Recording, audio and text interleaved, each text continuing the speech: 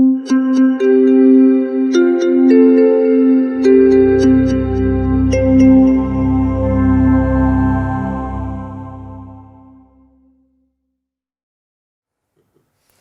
don't know me. You have never been in my house, and you are not part of my world. This is what I think about when I encounter resistance. And I'd like to tell you why I use those three statements to draw myself up short and to allow myself to pay complete attention to resistance. And I'd like to tell it in a story. I was called, a number of years ago, we got a call in our company, project manager, you have to come and help us. We're in just a mess. This project has failed 3 times, and it's really simple. It's a change in reporting.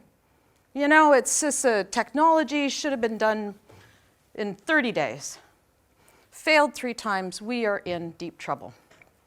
So we took a team, went over to the client location, the head office, and we spent a couple of days doing what everyone in this room would do. We listened. We listened to the project team in the head office talk about why there was so much resistance. We listened to them complain about the frontline staff and how they didn't understand how important this new reporting structure was.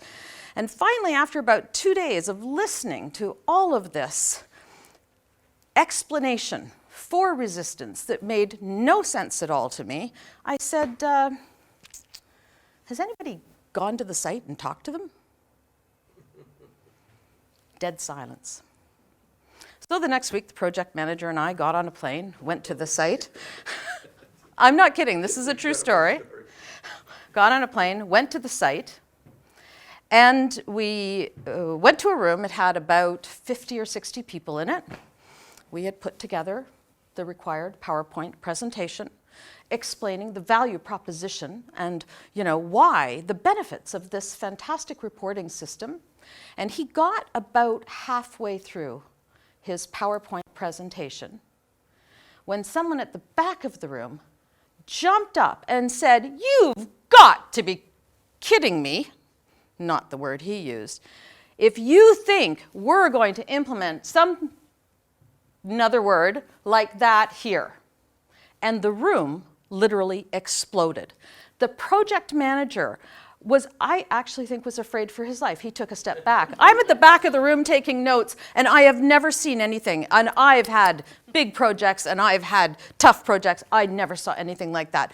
It was absolute chaos.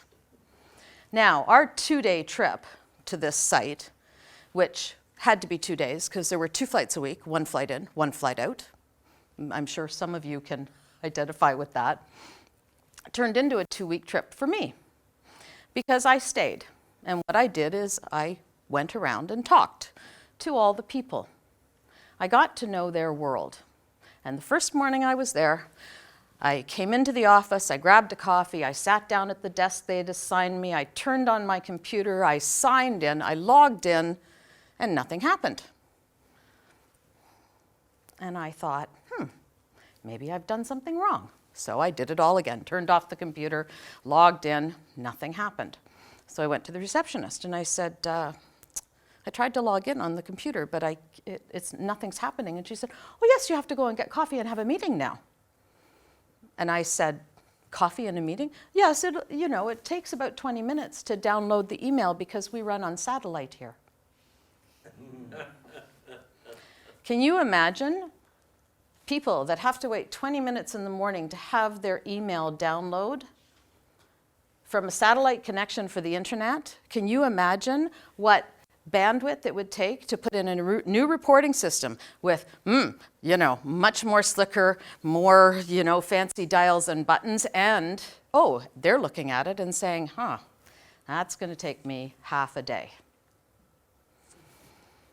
So I'm writing, and I'm doing, I'm following my model. And, the week progresses, and this will come as a huge shock to everyone in the room. I love to tell people what I'm going to do before I actually do it. So before I do an organizational assessment, I like to have a meeting with the people to tell them I'm going to do an assessment and explain it. Why is an organizational assessment important? What it looks like? what's entailed, who I will be talking to. So I had a meeting, threw up a PowerPoint slide that had, 3 bullets on it, and then showed them a spreadsheet that probably had 130 line items on it. These are all the things that we could be measuring and looking at, and we want your input. So tell me, who is it that we need to be talking to? Where are they? Finished the meeting. We all decided we'll go for coffee. In the coffee station, this was a very family-based and clan-based society. In the coffee station, the conversation turned to family. And one of the people, who was about, I'd say maybe 23, 24, told me that they were supporting their family. They were putting 2 brothers and sisters through school. They were supporting their parents who no longer worked. And I thought to myself, oh my goodness. And I looked around the room, and the other people were nodding, like this wasn't unusual. All of the people in this company had gotten a job so they could get better pay to support their family. And I said, oh my goodness, that must be so stressful for you at that age to have the responsibility of this huge family. And he nodded, and the conversation went on, and we went back to our desks. The next morning, this guy shows up at my office. He comes over to my desk. He says, hi, I'm, so-and-so. They told me to come and see you. And he nodded towards the coffee station. Okay, I said. About what? And he said, they told me to show you. Okay. And out he walked, and I followed him. And we walked down the hall and into another room. There was 10, maybe 12 people working there, diligently putting out reports. And I knew that this was a team that was going to be, impacted quite heavily by the new reporting system. And he walked me over to the printer, and we stood in front of it. And we looked at the printer. And in that moment, I knew we were a team. We weren't the resistors, and we weren't the project team trying to ram this project and this reporting system down their throats, because what we were looking at was a dot matrix printing, and what had been on the screen the day before as a sub bullet was laser printer required. So we go to their world, we walk around, we see internet, no internet.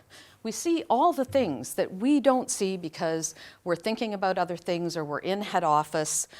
We take a look at their house, where they work, how they do their work, what they need to do their work and how they feel about their work, and then we get to know them. And whenever I run into resistance, before I start talking about all the things that are wrong and why they shouldn't be resisting, I think, do I know you? Have I been in your house?